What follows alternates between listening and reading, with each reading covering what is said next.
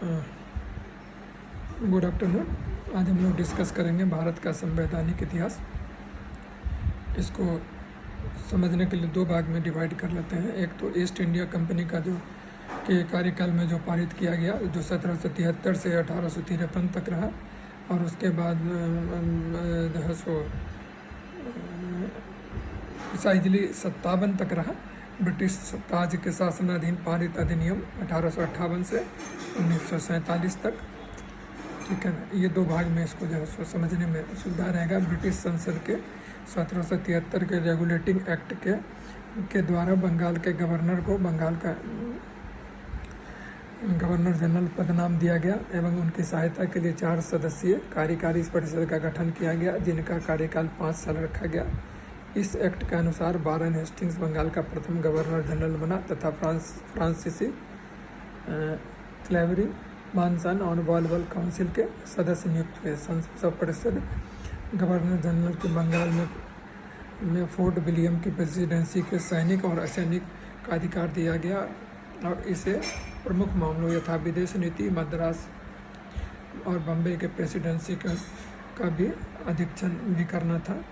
इसी एक्ट के तहत 1774 ईस्वी में एक उच्चतम न्यायालय की स्थापना की गई, जिसमें एक मुख्य न्यायाधीश और 3 अन्य न्यायाधीश थे।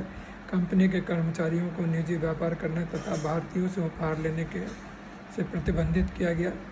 उसके बाद नेक्स्ट जो एक्ट है वो पिट्स इंडिया एक्ट 1784 द्वारा कंपनी के राजनीतिक और व्यापारिक कार्यों का पृथक्करण किया गया। इस एक्ट में निदेशक मंडल को कंपनी के व्यापारिक मामलों के अधीक्षण की अनुमति तो दी गई, परंतु राजनीतिक मामलों के प्रबंधन के लिए नियंत्रण बोर्ड ऑफ कंट्रोल का गठन किया गया। 1786 के अधिनियम के द्वारा गवर्नर जनरल को विशेष परिस्थितियों में अपने परिषद के निर्णय को निरस्त करने का अथवा लागू करने का अधिकार प्रदान किया गया। गवर्नर जनरल को प्रधान सेनापतियों की शक्तियां भी प्रदान की गई।